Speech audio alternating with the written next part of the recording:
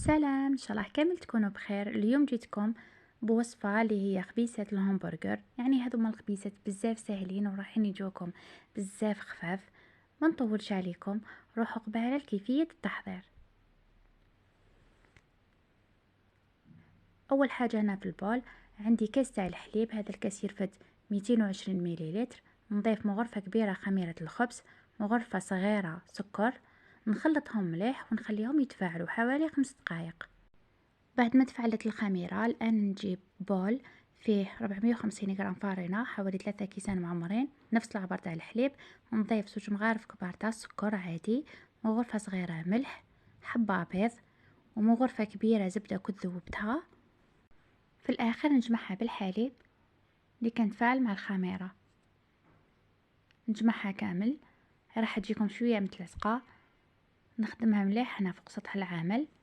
من بعد نكورها كما راكم تشوفوها هكذا بيدي حتى وين تولي ناعمة. من بعد نعاود نرجعها في البول، ندهنه بالزيت وندهن لاباط ونخليها تختمر. هذيك بعد ما اختمرت نحي لها كامل هذاك الهواء، نعملها هكذا حربوش ونقطعها الى 8 كرات تقريبا متساويين، ولا تحبوا توزنوهم حوالي 95 غرام يجوكم متوسطين. كما شفتوا كنت فتحت الحبة نغلقها مليح ونعاود نقلبها ونكورها بيدي كما راكم تشوفوا. الان نحطهم لهنا في الصينيه. كنت رشيت عليها الفارينه، ولا تحبوا بابي كويسون وتخلوهم يختمروا للمره الثانيه. هم ليك بعد ما اختمروا هنا دهنتهم بصفار حبه بيض، كنت ضفت لها شويه تاع الخل، وعندي لهنايا سانوج جنجلان وحبه الحلاوه اللي كتزيين من الفوق.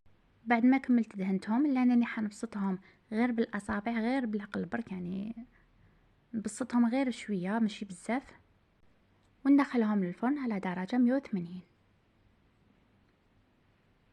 هايليك بعد ما طابوا وهما سخونين راح نغطيهم لهنا بالطرشون باش هذيك الطبقه اللي من الفوق تقعد لكم طريه. وبعد ما خليتهم يبردوا نقسم الحبات. شوفوا ما شاء الله كيفاش يجوا من الداخل، وراح يجوكم بزاف خفاف. وهنا كنت ضفت الخبيزات، درت جبن الابيض، درت سلطه وطماطم والكفته، فيونداشي كنت طيبتها، زدت بجبن مربعات وصوص ميزون. يعني كل واحد كيفاش يحب يعمرهم. شوفوا ما شاء الله كيفاش جا، يعني راح يجوكم بزاف خفاف وبزاف طرايا.